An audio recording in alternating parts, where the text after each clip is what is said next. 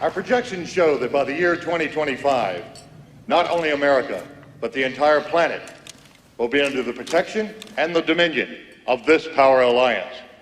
Have you ever heard someone scream? Like really scream? Just a complete blood-curdling yell into the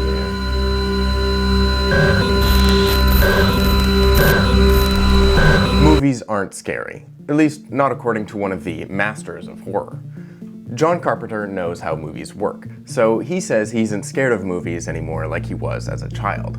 So what would his scariest movie be if we took his own lens? So I decided to scream out in the middle of the night and make a statement about that. They Live is a scream. A human scream into the void created by rampant capitalism. One that Carpenter and many fans assert is a depiction of reality. It's terrifying. Not in a cinematic sense, so to speak, though those alien faces are pretty freaky. No movie in recent memory has given me chills quite like They Live. Long story short, Roddy Piper's Nada is a drifter who wanders into a worldwide conspiracy that aliens masquerading as the rich and powerful are controlling humanity and planting subliminal messages to subjugate the citizens of Earth, exploiting them like a third world planet. Nada is able to see through the facade using special sunglasses and goes on a rampage to attempt to reveal the truth. It's fun, it's schlocky, but most of all, it's pretty visceral and pretty poignant. I hate those people that are like, it's not that deep, bro, when you're trying to explicate meaning from art. Notwithstanding the fact that all art is subjective and also inherently political, it's just annoying. They want to turn their brain off while they watch a movie? Okay, sure. Show them They Live. Tell them it's a cheesy 80s sci-fi action flick starring a pro wrestler. If they want to play in the shallow end of the pool, fine. Everything is right on the fucking surface in this one, except They Live waterboards you in the shallow end. You don't want to swim in the scary deep end where you might have to think critically? Fine. Babies most often drown in bathtubs. How do you think that was? I know we're all smart here and we like subtlety in our satire, but just once. Wouldn't it be kind of nice if Captain America turned to the screen and went, I am an imperialist pawn, and you should get off your fucking ass and go do something about it. They Live is angry. It's a scream. It's scary. The fear is magnified when you realize that Nada never looks at his own reflection through the glasses. He only ever looks at us. His final act is to shoot a gun towards the lens and flip us the bird. Have you ever looked in the mirror, seen something in it you didn't like? Something that scared you? The horror genre is characterized by a desire to evoke threat-related cognitions and affective states among audiences. Carpenter, who, despite claiming that his films are not to be feared, my stuff thank God is fake, I don't want anything to do with real life, was very particular about who exactly he wanted to evoke a threat-related cognition from They Live. It was giving the finger to Reagan. So in that sense, it's very easy to see where at least one man might derive horror from in They Live. However, this accounts for a very small percentage of They Live's viewership, assuming the then president did watch the film. Where do those viewers who are not the leaders of the free world find fright in Carpenter's science fiction? One needs not travel too far from Reagan to find a larger and perhaps even more terrified sample size. D. Harlan Wilson implies that They Live was a sort of antidote for the fears of the 1980s and larger Cold War-era anxieties. According to Wilson, the film coerced Americans to face the fears and desires evoked by the forces of a dubious hyper-capitalist government. So in this sense, They Live does not so much conjure fear or contain horrors within the text itself, but rather it makes the viewers aware to horrors around themselves. The reality the viewer lives in is more terrifying than anything within the film itself. Where has this concept come up before? Therefore, despite having all the makings of a science fiction B-movie starring a boisterous professional wrestler on the surface, the true horrors in They Live do not actually reside within the text of the film itself. Rather, it is the implications that the text makes that strikes a chord of fear in the audience. Horror comes down to intent, and while Carpenter's intent may have been to piss off the sitting president, it was certainly also to simply make a statement, as stupid and banal as it is. By making the actual horrors almost entirely implicit, scary alien faces are easier to get past than, say, gratuitous gore, Carpenter effectively fulfills his own real life is scary than movies statement. Nada initially runs from the horrifying reality he unearths when he first puts on the sunglasses, and the audience can fully sympathize with that, of course. The audience sees itself in Nada, and as a result, we also vicariously watch as he goes on an ultra-violent revenge fantasy. The ultra-violent nature of the film, then, is another aspect of the horror. Because while Nada does what most people could not even dream of doing, the fact that his violent actions are what it takes to combat the impending alien invasion makes our own real-world apocalypse, indicated by Carpenter, that much more inevitable and impossible to fight back against. The iconic and lengthy brawl between Frank and Nada also illustrates this struggle. Will it take that long to convince my friends to join me in the fight against our oppressors? This iconic fight scene is hilarious, with an obvious political meaning, but one moment of the film that gives me absolute chills, horror movie style, is when the preacher literally syncs up with the revolutionary broadcast that's being televised and broadcast through the city.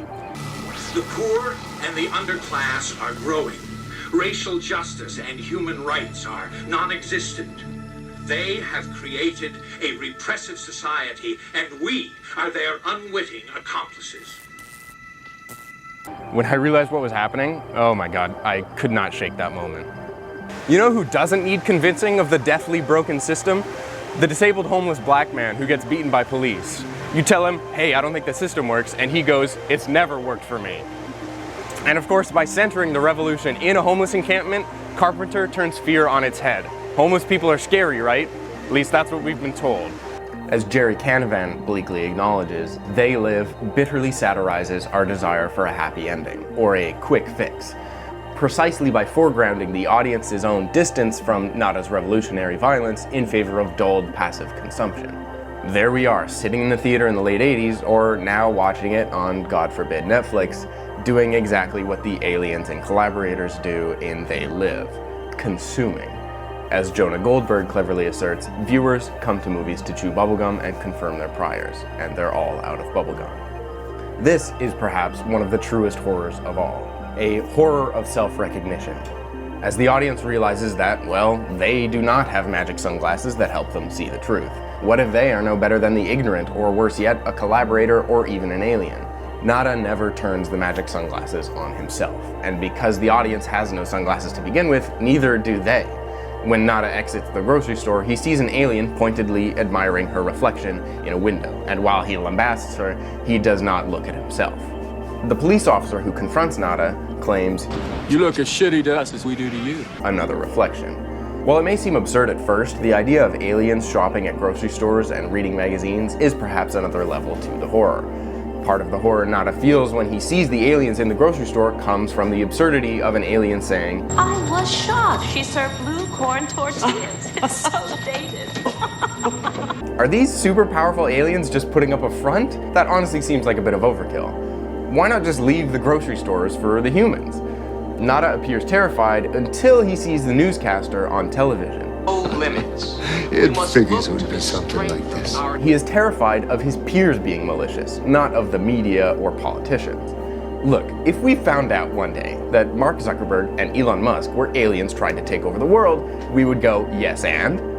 But if our friends, our neighbors, the people we see at the local market turn out to be traitors, that's chilling. The latter almost seems like a given. The former is the true terror. Or, as Jonathan Lethem puts it, it has migrated through horror, revulsion, and pointed satire to achieve a kind of drab inevitability. They live, sure, and so do they schlep, file paperwork, get stuck on hold, and work 50 weeks for a 2-week vacation. In the third act of the film, the villains literally do become human. The yuppies are not just intergalactic scum, rather the human collaborators, such as the unnamed drifter originally from the shantytown, are more worthy of contempt and hatred than even the alien masters themselves. Arguably the most shocking, indeed the most horrifying moment in the film could very well be, spoilers, the moment that Holly turns on Frank and Nada. Nada's exhausted face says it all the moment Holly points the gun at him. This is the final stage of the aforementioned migration that Lethem describes, drab inevitability. And yet, it is not the end for Nada and the human resistance. It is neither the end for the accusations thrown at the audience. Nada is able to kill Holly and destroy the transmitter that masks alien faces just before taking fire himself. As he lays dying on the roof, Nada turns directly towards the camera and gives the audience the middle finger. This implication that we are no better than the aliens is clear. David Church asserts that modern horror films evoke a deep sense of unease, partly because they often retain one foot in the realm of real-world plausibility. By breaking the fourth wall like this, Carpenter effectively retains a foot, leg, even a whole torso in the realm of reality. Alpha reality, even. addressing directly the reality of us, the audience, not just the reality of the film. This duality, combined with aliens that look like humans and humans that side with aliens, is a motif that permeates the nature of They Live. J.P. Talat acknowledges that, at some level, horror always opens onto the issue of hybridity, simply by the way it challenges categorical ways of thinking or offers presences that are bizarre combinations of elements. And there one can see again how aliens that act just as humans do plays on a foundational aspect of the horror genre and even of basic human anxieties. In referencing the mutant creatures that populate the genre, such as Frankenstein's monster or werewolves, Talat says, "They suggest not merely the disturbing nature of something outside the natural order, something that defies understanding, but the persistence of a sense of human culture's inevitably mixed nature."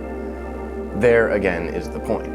Horrifying though something unusual, like corpse aliens might be, it is the relation to human nature that is the most terrifying. Carpenter relates one harrowing story from 21st century America to the horrors of reality. You see what happened recently in Washington at the Capitol? You see those people? I grew up with them. Worth noting is the language he uses, those people, them, eerily similar to the pronoun game played in They Live. In one of the most poignant scenes in the film, the audience learns a bit of Nada's backstory as he tells Frank about his abusive father. Frank's next line in response might have some chilling implications. Maybe they've always been with us. Those things out there. Not only does this raise some genetic questions about Nada, given that he still has not seen himself through the sunglasses, it also blurs the line between the two opposing groups, something that the human traders and collaborators would continue to do throughout the film. As Canavan puts it, the ghouls are no longer solely the nasty geriatric super rich, but are also just low-level functionaries. Or in this case, Nada's own father. Undoubtedly, his own father, threatening him with a razor blade as a young boy, is one of the most horrifying things yet addressed in the film. If Carpenter decided to film said scene as a harrowing flashback, the horror would be right there on the surface.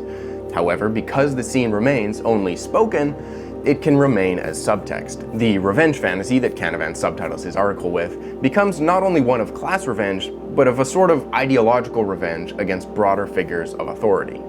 By having yet another human connection to the oppressive aliens, one of violence in addition to the traitors already discussed, They Live reflects the post-horror trend of revealing all too human sources of horror, particularly by using the protagonist's past traumas to make the connection.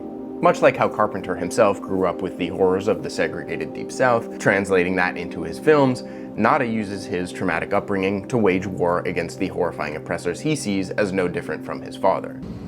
'Cause I ain't daddy's little boy no more. He translates it into an art of sorts too, with choreographed wrestling moves and words that would make Shakespeare keel over. You look like your head fell on the cheese dip back in 1957. Nada pointedly takes off his glasses when accosted by the officers to make a point that they still look like monsters. You look as shitty to us as we do to you. Impossible. The aliens do not matter to Nada. The horror was human all along. More than just alien and human worlds collide in They Live, realities collide. Carpenter's upbringing in segregation and the fears and anxieties of a 1980s America embroiled in a war that boiled under the surface swirl together in a genre-bending hybrid that also forces the audience's reality to be reckoned with.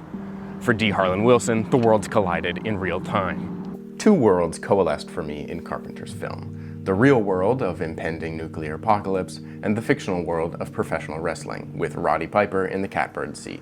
But the culture of 21st century America is not one of fear and paranoia anymore, is it? Surely no one is worried about communism rendering us Orwellian zombies anymore, so why is it that the horrors and fears presented and surfaced in They Live are still so affecting today? Wilson is intentionally vague about this, his statement that the film lets one cope with the looming horrors of the real while experiencing the real as a sort of solipsistic jouissance, remaining applicable for any viewer in any era. This circles back to the vicarious way that viewers watch They Live, now clearly a mode of viewing that continues through the ages. When comparing They Live to the city mysteries genre, Mark Decker claims that the film is relatively contemporary. Wilson, too, acknowledges that while the real world had changed, with new plagues of global terrorism and new breeds of racism, misogyny, and systems of control, things weren't so different. I believe that the 80s have never ended. They're still with us today. We've never repudiated this Reaganomics idea. Everything has trickled down.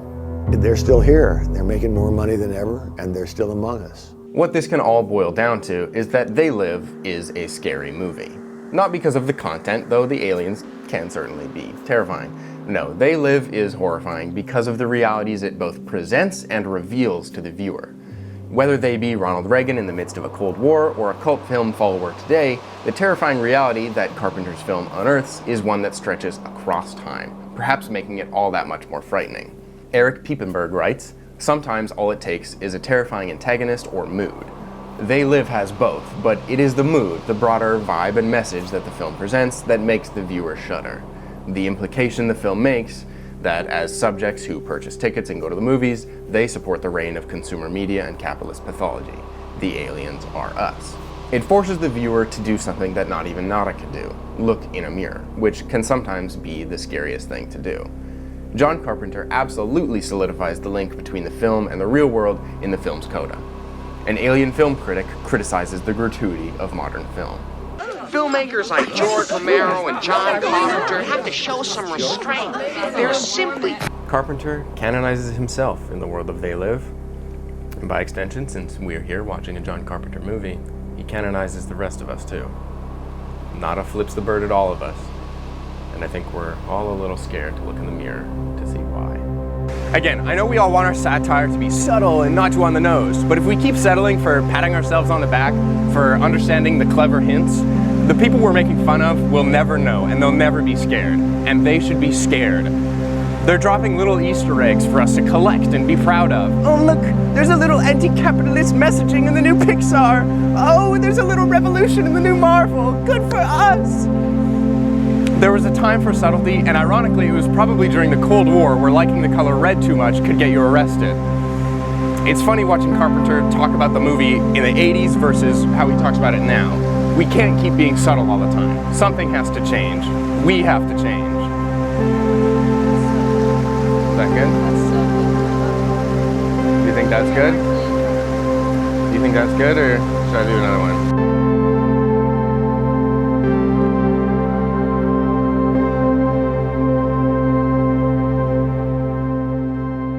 It has a kind of a theme and a message to it, but basically it's an action film. I wanted to strike out in some way, so I cast the Republicans as alien creatures. It is as if he is well aware that spontaneously he lives in a lie, that the glasses will make him see the truth, but that this truth can be painful, can shatter many of your illusions. This is a paradox we have to accept. Put the glasses off! Put them on! The extreme violence of liberation.